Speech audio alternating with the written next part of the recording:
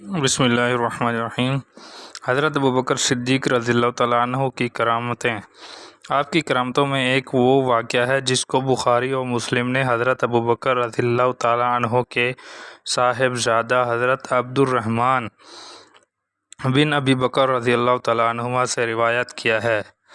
کہ ایک روز شام کو حضرت ابوبکر صدیق رضی اللہ تعالیٰ عنہ 3 آدمی مہمان گھر لے کر آئے اور خود حضور اقدس صلی اللہ علیہ وسلم کے پاس چلے گئے۔ وہاں دیر لگ گئی اور ایسے وقت تشریف لائے کہ رات کا کافی حصہ گزر گیا تھا۔ اہلیہ صاحبہ نے عرض کیا کہ آپ کہاں تھے کہ مہمانوں کے پاس نہیں آئے؟ فرمایا کیا کھانا نہیں کھلایا؟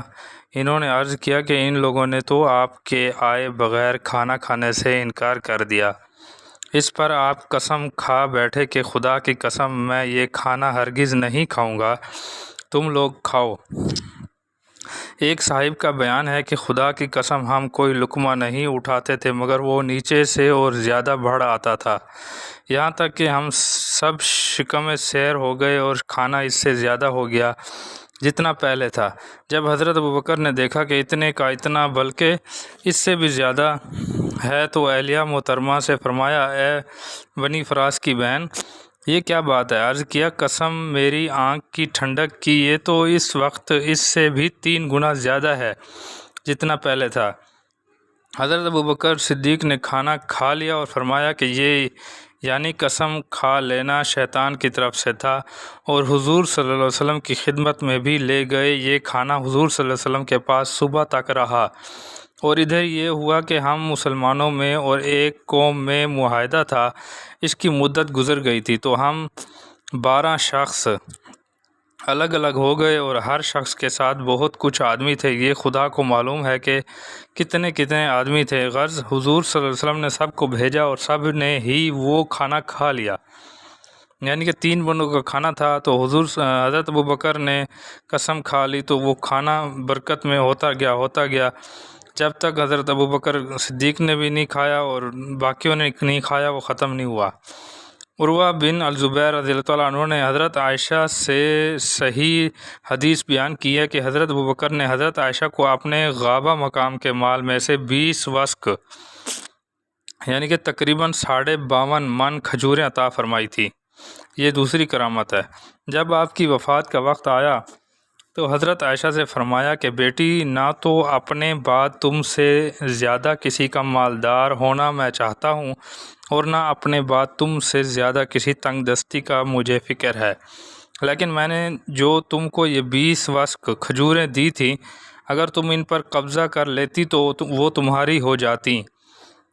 مگر آج تو اس میں میراث جاری ہوگی اور وراثت تمہارے دونوں بھائی اور دونوں بہنیں ہیں، تو تم کتاب اللہ کے موافق تقسیم کر لینا۔ حضرت عائشہ نے عرض کیا ابا جی یہ تو ہے ہی کیا، اگر بہت سا مال بھی ہوتا میں تو جب بھی چھوڑ دیتی، اور ہاں بہنوں میں ایک تو ہیں اسماء اور دوسری کون ہے؟ حضرت ابوبکر نے فرمایا جو ابھی پیٹ میں ہے اور میں اسے لڑکی خیال کرتا ہوں۔ پھر جیسا انہوں نے فرمایا تھا ایسا ہی واقعہ ہوا۔ علامہ تاج الدین سبکی رحمۃ اللہ علیہ فرماتے ہیں کہ اس میں حضرت ابوبکر کی 2 کرامتیں ہیں۔ ایک تو یہ خبر دینا کہ وہ اس مرض میں وفات پا جائیں گے کیونکہ فرمایا کہ آج تو اس میں میراث جاری ہوگی۔ دوسری یہ خبر دینا کہ جو بچہ پیدا ہوگا وہ لڑکی ہے، اور کرامات کا بلا ضرورت ظاہر کرنا مناسب نہیں ہوتا، تو اس کرامت کے اظہار کا اصلی راز اس ہبہ کی واپسی کے بعد جس کو انہوں نے ہبہ کیا اور حضرت عائشہ نے قبضہ نہیں کیا تھا، حضرت عائشہ کا دل خوش کرنا اور اس حصے کا بتا دینا تھا جو حصہ اب ان کا ہوگا، کیونکہ اب ان کے ساتھ 2 بھائی اور 2 بہنیں بھی مالک ہوتی ہیں، اور اس بات پر دلیل کہ یہ کرامت کا ظاہر کرنا حضرت عائشہ کا دل خوش کرنے کے لیے تھا۔ وہ کلام ہے جو حضرت ابوبکر نے بطور تمہید کے فرمایا تھا کہ اپنے بعد ان سے زیادہ کسی کا مالدار ہونا نہیں چاہتے، اور اسی تمہید میں یہ جو فرمایا ہے کہ وہ وارث تمہارے دونوں بھائی اور 2 بہنیں ہیں، اس کا مطلب یہ ہے کہ کوئی اجنبی یا دور کی کرامت کا شخص وارث نہیں